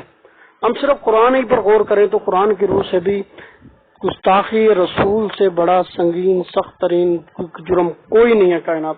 اس سے بڑی تخریب کاری فتنہ پروری شرنگیزی کوئی نہیں ہے کائنات میں، اس سے بڑی خباثت نجاست غلاظت کوئی نہیں ہے کائنات میں، جب اس سے بڑی خباثت نجاست غلاظت کائنات میں ہے ہی نہیں تو اس کا جرم ہی ہے سر تن سے جدا کرو، یہ کم از کم سزا ہے اس کی کوئی توبہ کائنات میں قبول نہیں ہے، اس کی کوئی معافی قبول نہیں ہے، کسی امام کے نزدیک قبول نہیں ہے، کسی صحابی کے نزدیک قبول نہیں ہے، نبی پاک کے نزدیک قبول نہیں ہے، اور اگر نبی پاک کا کچھ ایسا فتویٰ ہے کہ جو میری گستاخی کرے اسے معاف کر دو، یہ کوئی ایک ضعیف سے ضعیف حدیث بھی منقول نہیں ہے، امام حنیفہ کا ضعیف سے ضعیف فتویٰ موجود نہیں ہے کہ اگر کوئی زمین نبی پاک کی توہین کرے اسے معاف کر دو، اسے چھوڑ دو، اس کو 2-3 لتر مارو، اس کو 2-4 سال جیل میں رکھو، اسے چھوڑ دو، ایسا کوئی فتویٰ کسی امام کا، کسی صحابی کا، کسی خلیفہ راشد کا کوئی فیصلہ نہیں ہے، بلکہ ہم جو حدیث بتائیں گے صحیح ترین حدیث ہوں گی، حالانکہ اس کے مقابلے میں کوئی ضعیف سے ضعیف حدیث بھی نہیں ہے کہ گستاخ رسول کی کوئی معافی کی صورت ہے، کوئی توبہ کی صورت ہے، اس کی کوئی سزا میں نرمی کی کوئی صورت ہے، گنجائش ہے، کوئی ضعیف سے ضعیف قرآن کی کوئی آیت اور ضعیف سے ضعیف کوئی حدیث، قرآن تو کوئی ضعیف ہو ہی نہیں سکتا، قرآن میں تو ضعف ہو ہی نہیں سکتا، قرآن میں تو کوئی کمزوری ہو ہی نہیں سکتی، قرآن میں کسی آیت میں ہلکا سا ہلکا اشارہ بھی اس کی معافی کی طرف نہیں ہے کہ گستاخ رسول کو معاف کر دیا جائے، اس کی توبہ قبول کر لی جائے، اس کو معاف کر دیا جائے، اس کو ہلکی کوئی سزا دے دی جائے، اس کو عمر قید دے دی جائے، یا اس کو جلا وطن کر دیا جائے، اس کے ہاتھ پیر کاٹ دیے جائے، ایسی کوئی سزا نہیں ہے، اشارہ بھی نہیں ہے، بلکہ گستاخ رسول کی ایک ہی سزا ہے، قرآن و حدیث کی روح سے بھی، تمام اماموں کے فتاوی کی روح سے بھی، اور فقہ حنفی کی روح سے بھی، اور اگر بالفرض ہم نے بتا دیا فقہ حنفی کا کوئی ہلکا سا ہلکا کوئی فتویٰ کوئی مسئلہ قرآن حدیث سے ٹکرا جائے، ان کا فتوی ان کے اصول موجود ہیں، اصول کے مطابق فتویٰ ہوتے ہیں، اصول جب جو کوئی فتویٰ دیتا ہے، کوئی اجتہاد کرتا ہے مجتہد امام، وہ پہلے اپنے اصول بتا ہے، جیسے کوئی اسمبلی کوئی قانون پاس کرتے ہے تو اس سے پہلے اپنی آؤٹ لائن بتاتا ہے، اپنی آؤٹ لائن بتاتی ہے، اپنی پالیسی بتاتی ہے، اپنی آئین کا وہ سٹرکچر، اپنے آئین کا بنیادی ڈھانچہ پہلے تیار کیا جاتا ہے، تو تمام ائمہ نے اپنی فقہ و اجتہادات اور مسائل فتاوی کی بنیادی ڈھانچے میں بات بتائی ہے کہ ہمارا مسئلہ قرآن سے باہر نہیں ہوگا، حدیث سے باہر نہیں ہوگا، صحابہ کرام کے فتاوی، خلفاء راشدین کے اجماعی اصول اور فتاوی سے باہر نہیں ہوگا، اور جو ہو اس کو مارو دیوار سے، جو ہمارا فتویٰ، جو مسئلہ، یہ بنیادی آپ نے تمام مجتہدین نے اپنے اجتہاد کی بنیاد، اصول، قاعدہ، قانون بتایا کہ ہمارا کوئی فتویٰ، کوئی مسئلہ، کوئی حکم، کوئی چیز قرآن سے ٹکرائے یا حدیث سے ٹکرائے، خلفاء راشدین سے ٹکرائے تو ہمارے فتوے کو مارو دیوار سے اور عمل کرو قرآن اور حدیث سے، اس آؤٹ لائن، اس بنیاد سے، اس اساسی اصول سے تمام فقہا، محدثین، مفسرین، فقہا کے نزدیک معتبر ہے، اور کسی نے اس اصول کو نہیں چھیڑا، تمام محدثین فقہا کے نزدیک یہ مسلمہ اصول ہے۔ تو اگر کسی کا فتویٰ، ویسے ہم وضاحت کر رہے ہیں پہلے کہ کسی کا فتویٰ نہیں ٹکراتا، کوئی امام ابو حنیفہ کا قول ایسا نہیں ہے کہ ذمہ کو چھوڑ دیا جائے، ذمہ کو معاف کر دیا جائے، ذمہ کی سزا میں نرمی کر دی جائے، ٹھیک ہے، یہ ہم وضاحت آگے کریں گے کہ وہ تعزیراً ہی قتل کا، وہ بھی قتل ہی کہتے ہیں، لیکن سارے امام یہ کہتے ہیں حداً قتل ہوگا، حد کے طور پہ قتل ہوگا، حد کے طور پر۔ امام ابو حنیفہ کہتے نہیں، تعزیراً قتل ہوگا وہ بھی قتل ہے۔ آپ سے فتویٰ موجود ہے، امام ابو حنیفہ کے شاگردوں سے فتویٰ موجود ہے، اور فقہ حنفی کے تمام مفتیوں نے جو ہیں دارالفتہ، انہوں نے مفتہ بھی جو، اب دیکھیں نا، حدیث ایک ضعیف حدیث ہے، ایک صحیح ہے، ایک متواتر ہے، تو متواتر حدیث کو لیا جائے گا یا من گھڑت حدیث کو لیا جائے گا؟ جب امام ابو حنیفہ کی ایک بات مبہم ہو یا قرآن و حدیث کو ٹکرائے، اس کو لیا جائے گا یا اس بات کو لیا جائے گا جو قرآن حدیث کے مطابق؟ فقہ حنفی کے مفتیوں کی وہ بات لی جائے گی جو مفتہ بھی، مختار، صحیح، متواتر، مشہور، اس کو لیا جائے گا، یا اس کو لیا جائے گا جو ضعیف ہو؟ تو ظاہر بات ہے اس بات حدیث میں بھی ضعیف حدیث کو نہیں لیا جاتا متواتر حدیث کے مقابلے میں۔ تو اسی طرح فقہا کی بھی اصول ہیں، فقہا کے اصول ہیں کہ جو مسئلہ ان کا صریح قرآن یا صریح آیت صحیح حدیث سے، صحیح اجماع سے، صحیح صحابہ کے فتوا، خلفاء راشدین کے فیصلوں سے ٹکرائے، اس فتوے کو مارو دیوار سے اور قبول عمل کرو تم قرآن اور حدیث اور خلفاء راشدین اور صحابہ کرام کے احکام اور فتوا پر. تو ہم یہ آگے ثابت کریں گے. پہلے اس کے بعد ہم حدیث کے واقعات، ہمارا اس پر ایک بڑا تفصیلی درس ہے، بڑی تفصیلی تقریر ہے کہ نبی علیہ السلام کی زندگی میں صحابہ کرام اور تابعین کے فتوا کی روشنی میں گستاخ رسول کی ایک ہی سزا ہے، ترتم سے جدا. وہ ہمارا وہ سن لیں، اس کے ساتھ پھر ملائیں جو ہم نے قرآن جس سے ثابت کیا، قرآن کے پہلے ہم نے وہ واقعات بتائے کہ جو شان نزول کے ساتھ تھے سمجھانے کے لیے. پھر ہلکے ہلکے کسی آیت میں ہلکا حکم ہوتے ہوتے اب ہم نے اینڈ پہ یہ پورا حکم بتایا کہ توہین رسالت کی سزا صرف ایک ہی ہے، سرتن سے جدا، سرتن سے جدا، سرتن سے جدا. تو لہذا ہمیں قرآن حدیث کو صحیح سمجھنے کی توفیق عطا فرمائے اللہ تعالیٰ، اور اس پر عمل کرنے کی توفیق عطا فرمائے، اور اپنے رسول اللہ کے رسول اور اپنے جو ہمارے آقا و مولا ہیں ان کی ناموس کے لیے اپنی جان کی نذرانہ دینے سے پیچھے ہٹ ہمیں اتنی جرت دے، اتنی عزت دے، اتنی شرافت، اتنی صداقت، اتنی عدالت، ہمیں اتنی ایمان کی پختگی دے دے کہ ہم گستاخ رسول کو نہ چھوڑیں، ہم گستاخ رسول کو نہ چھوڑیں، اس کو کیفر کردار تک پہنچائیں، عدالتوں میں گھسیٹیں، تھانوں میں گھسیٹیں، اور عدالت سے پروو کرنے کے بعد اس کے سرتن سے جدا کرائیں، سرتن سے جدا کروائیں، قانون کے مطابق کروائیں. ہمارا جو آئین بھی یہی ہے، ہمارے پاکستان کا قانون بھی یہی ہے کہ گستاخ رسول کی ایک ہی سزا، سرتن سے جدا. تو وہ قانون قرآن و حدیث کے خلاف نہیں ہے، قرآن کے عین مطابق ہے. ہم نے قرآن کے اتنے سارے واقعات اتنے سارے درسوں میں بتائے، ان سے یقیناً یہ قرآن کے اندر کوئی کسی نماز کے بارے میں اتنی تفصیل نہیں ہے، زکوٰۃ حج کے بارے میں اتنی، اللہ کی وحدانیت کے بارے میں اتنی تفصیل نہیں ہے، شرک و کفر کے بارے میں اتنی وضاحت نہیں ہے، اس کے جرم کے بارے میں اتنی سنگینی نہیں ہے، اس کے جرم کی سزا کے بارے میں اتنی سختی وضاحت صراحت نہیں ہے جتنی توہین رسالت کے قانون اور اس کی سزا اور اس کی سنگینی کے بارے میں ہم نے بتایا. اور ہم نے جو اپنا وعدہ کیا تھا اسے پورا کیا. اگر کسی کے بعد کوئی سوال ہے،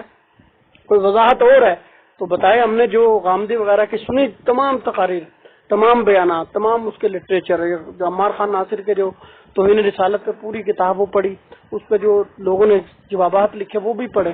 ان کو پڑھنے، سوچنے، سننے، سمجھنے کے بعد ہم نے بیان کیے ہیں تفصیل کے ساتھ. اور ہمارے بیان کے بعد اندازہ ہوگا جنہوں نے وہ کتابیں پڑھی ہوں گی کہ اس بندے نے پڑھ کے کیا اور یہ بالکل ٹکر کی جواب دیا اس نے. سمجھ آئی بات؟ سمجھ آ رہی ہوگی آپ لوگوں کو بات. اس کو سمجھیں، اس پر عمل کریں، قرآن حدیث کی تعلیمات کو دیکھیں، سوچیں، سمجھیں. یہ صرف کہتے قرآن میں جی حکم ہی نہیں ہے گستاخ رسول کی سزا کے بارے میں، قرآن میں کچھ ہے ہی نہیں.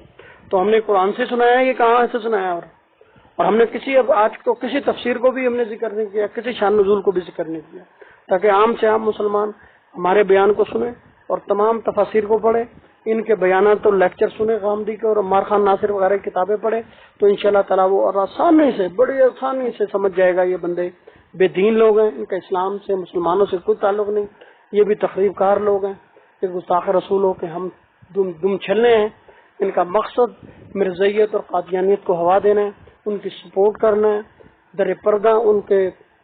کی تائید کرنا ہے، ان کو مظلوم ثابت کرنا ہے، یہی ہے مقصد. ورنہ ان کو کیا تکلیف ہے صحابہ کرام کے فتوا کو چھوڑنے کی، نبی علیہ السلام کی حدیث کو چھوڑنے کی، فتوا جو امت مسلمہ کا اجماع کو چھوڑنے کی. امت مسلمہ کا اجماع چلا آ رہا ہے بھائی توہین رسالت کی ایک ہی سزا، توہین ترتن سے جدا. تو آج ان کو 1400 سال بعد یہ سزا میں اتنی نرمی کی تکلیف کیسے ہوئی؟ بھائی یہ تو نرمی ہونی چاہیے. اتنی جو ان کے ذہن میں بات ہے کیوں آئی، یہ سوچا جائے، یہ دیکھا جائے کیسے آیا، اور ان کے حلیے دیکھے جائیں، ان کا مبلغ علم، ان کی علمی معیار دیکھا جائے، ان کی دیانت دیکھی جائے، ان کی شرافت دیکھی جائے، تو آپ کو پتہ چل جائے گا یہ لوگ بے دین ہیں، ان کا دین اسلام سے کوئی تعلق نہیں. یہ مسلمانوں میں تخریب کاری، فتنہ پروری پھیلا رہے ہیں. اور اب ایف آئی اے اور کوئی خفیہ ادارہ ان کے مگر نہیں، ان کے پیچھے کوئی خفیہ ادارہ نہیں ہے. کسی کو نظر نہیں آ رہا ہے یہ مسلمانوں کے اجماعی ان کے جذبات کو متاثر کر رہے ہیں، ان کے کھیل رہے ہیں، ان کے عقائد پہ تان و تشنیع کرتے ہیں. اور نیوز اینکر جو پرسن ہیں، جو اینکرز ہیں، نیوز چینل والے ہیں، وہ بڑے آرام سے اس کو لائیو لیتے ہیں، ان کے موقف لیتے ہیں. اور یہ تو بڑے، اور ہائی کورٹ کے جج صاحب نے ذکر کر دیا کہ یہ تو، اور آئین ہمارا کہتا ہے تو گستاخانہ رسول سے بڑا دہشت گردی کوئی نہیں. اور یہ بھی ہم نے منظور کیا پارلیمنٹ نے، گستاخوں کی کوئی بات جو دہشت گرد ہیں ان کی کوئی بات لائیو نہیں لائی جائے گی. اور یہ کس کی ماں پر، کس کے کہنے پر، کس قانون کے روح سے، کس مسلمانوں کے جذبات سے کھیلنے کے لیے، صرف اسلام سے کھیلنے کے لیے ان کو لائیو لیا جاتا ہے، ان کے موقف کو لیا جاتا ہے، ان کی رائے کو لیا جاتا ہے، مسلمانوں کو گالی دینے کے لیے، اسلام کو گالی دے، قرآن کو جھوٹا کرنے کے لیے، حدیث کو جھٹلانے کے لیے. تو اس کے بارے میں سوچیں، یہ تمام ججز سوچیں، تمام فوجی سوچیں، تمام ہمارے سیاستدان، پارلیمان اور عام ووٹر سپورٹر عوام تمام سوچے، تمام علماء سوچے، تمام مسالک کے علماء اور سوشل میڈیا کا جو اینکر پرسن اور صحافی، جرنلسٹ اور سماجی جو سوشل ورکرز ہیں وہ دیکھیں، سوچیں، سمجھیں. ان کو بھی چاہیے کہ اسلام کو سمجھیں پھر بات کریں. تو انشاءاللہ تعالیٰ وہ جو پڑھیں گے، سمجھیں گے، جانیں گے تو ان کو پتہ چل جائے گا غامدی سے بڑا فتنہ کوئی نہیں ہے. اور اس کی سرکوبی کرنی چاہیے، اس کے دم چھلوں کی سرکوبی کرنی چاہیے. ان کو ہر فورم پہ ان کے بارے میں بتانا چاہیے، ان کو ڈسکریج کرنا چاہیے، ان کی حقیقت کھولنی چاہیے. اور جو لوگ ہمارے مفتی نعیم جو جامعہ بنوریہ کا اور ادھر ادھر کے آ جاتے ہیں چینل پہ، کچھ پڑھ کے آیا کریں. ہماری ان سے درخواست ہے کچھ پڑھ کے آیا کریں. جو ہمارے اکابر نے اتنی محنتیں کی ہیں، مدارس کھولے ہیں، اس کو کوئی حلال کریں، اس کو کوئی حلال کریں، جو انہوں نے ہمارے اکابر کی محنتوں کو حلال کریں. ایسے ہی نہ آ کے یہ جو مفتی منیب الرحمان آ کے بیٹھ جاتا ہے اور جواب اس کے بعد توہین رسالت کا ٹکے کا نہیں ہوتا، کہ نہ کتابیں پڑھتے ہیں نہ فتاوا پڑھتے ہیں، آ کے بیٹھ جاتے ہیں اور وہ بکواس کرتے رہتے ہیں دوسرے گستاخان رسول کے جو حمایتی ہیں، کہ جس کی سزا قرآن میں نہیں، حدیث میں نہیں ہے. اور یہ جناب علی چپ کر کے ادھر سے ایسی ایسی باتیں کرتے ہیں تو سننے والے کہتے ہیں ہمارے پاس جواب ہی کوئی نہیں ہے. حالانکہ جواب ہیں، قرآن میں موجود ہیں، حدیث میں موجود ہے، فقہ میں موجود ہیں. تمام فقہا کا اس پر اجماع ہے، تمام امت کا اس پر اجماع ہے. نہ یہ مفتی نعیم صاحب، یہ جو جامعہ بنوریہ والے، ان کو آنے کا بڑا شوق ہے چینل پہ. بھائی پڑھ کے تو کچھ آؤ. جو پہلے ٹاپک دیا جاتا ہے، پہلے موضوع بتایا جاتا ہے، بھائی جی اس عنوان پر بحث ہونی ہے، اس عنوان پر ٹیبل ٹاک ہوگی، اس عنوان پر کیپٹل ٹاک میں شو ہوگا. تو اس پہ آپ تیاری کر کے ہیں. پہلے سوالات بھیجے جاتے ہیں، پہلے آؤٹ لائن ان کو بھیجی جاتی ہے، پہلے عنوان اور موضوع بتایا جاتا ہے. اس کے باوجود یہ ایسے ہی آ جاتے ہیں چینلوں پہ. ان کو بھی بہت محنت کرنی چاہیے، سوچنا چاہیے. اور جب ان کو وہ زبان نہیں آتی جو عوامی زبان ہے، عوام کو سمجھانے والی زبان ہے، تو ان کو چاہیے اپنے مدرسے میں اور جو لائق فائق مدرسین ہیں، علماء ہیں، مفتی ہیں، ان کو بھیجیں جو ان کا جواب دے سکیں. تو ایسے لوگوں کو یہ بھی ضروری ہے. ہر بات کا جواب نبی پاک صلی اللہ علیہ وسلم خود نہیں دیتے تھے. ہر کام کے لیے نبی علیہ السلام نے صحابہ کرام کی جماعت رکھی ہوئی تھی. جب شاعری میں وہ بکواسات کرتے تھے مشرکین مکہ، تو حسان بن ثابت کو کھڑا کیا جاتا اور دیگر صحابہ کرام کو جو شاعری میں ان سے اچھے تھے اور شاعری میں ان کا نکو ٹھپ سکتے تھے، ان کی ایسی تیسی پھیر سکتے تھے. تو وہ صحابہ کرام کو پھر جہاد کے لیے مخصوص صحابہ کرام تھے، فتاوا کے لیے مخصوص صحابہ کرام تھے، فقہ کے لیے مخصوص صحابہ کرام تھے. جو حافظین قرآن تھے، حفاظ قرآن تھے، وہ علیحدہ کچھ صحابہ کرام تھے. اور مجتہد صحابہ کرام سارے نہیں تھے، محدث صحابہ کرام سارے نہیں تھے اہل حدیث، بلکہ کچھ حدیث کی خدمت کرتے تھے، قرآن کی خدمت کرتے تھے، کچھ جہاد کرتے تھے. کچھ یہ جو شاعری میں نبی علیہ السلام کی توہین لوگ کرتے تھے، مشرکین مکہ بکواسات کرتے تھے شروع اسلام میں، ان کے وہ جواب پھر شاعری سے دیا کرتے تھے. تو یہ ہماری سنت اور نبی علیہ السلام کا طریقہ ہے کہ لکل فن رجال، ہر فن کا کوئی نہ کوئی ماہر ہوتا ہے. تو جب ان کو زبان نہیں آتی سوشل میڈیا کی، ان کو غامدی کا جواب نہیں دینا آتا، یہ پڑھ کے نہیں آتے، تو ان کو نہیں چاہیے کہ آئیں. یا تو پوری تیاری سے آئیں مفتی منیب بھی اور مفتی نعیم بھی، اور جو آتے ہیں سوشل نیٹ ورک پر، سوشل میڈیا پر، الیکٹرانک میڈیا، پرنٹ میڈیا پر کوئی موضوع، کوئی آرٹیکل لکھنا چاہتے ہیں، کوئی کیپٹل ٹاک شو میں آتے ہیں، تو چاہیے پوری تیاری سے آئیں. تو ایسی بات کریں، اس انداز سے گفتگو کریں، اس انداز سے جوابات دیں تو پتہ چلے بھئی قرآن حدیث کیا کہتا ہے، قرآن و حدیث کیا کہتا ہے. اور وہ جہاں سے بول رہے ہوتے ہیں، جو فتنہ، تخریب کاری، شرانگیزی، غلط فہمی پھیلانا چاہتے ہیں، اس کو پہلے پکڑیں، اس کے اسباب پر پہلے غور کریں، اس کو اجاگر کریں کہ ان کا مقصد کیا ہے، ان کا مشن کیا ہے، یہ چاہتے کیا ہیں، ان کا اسلام سے تعلق کیا ہے، ان کا اسلام سے رشتہ کیا ہے، اسلام کے بارے میں کیا ان کے تصورات ہیں، ان کا سٹیٹس، ان کا علمی لیول کیا ہے، ان کی علمی سٹیٹس کیا ہے، جن کی کیا اوقات ہے فقہا کے مقابلے میں، قرآن حدیث کے مقابلے میں. اس کی وضاحت کریں، تفصیل سے کریں، پھر ان کے جوابات دیں. طریقہ یہ ہے. اللہ تعالیٰ سے دعا ہے اللہ تعالیٰ ہمیں دین کی صحیح سمجھ اور اس پر عمل کی توفیق عطا فرمائے، آمین ثم آمین۔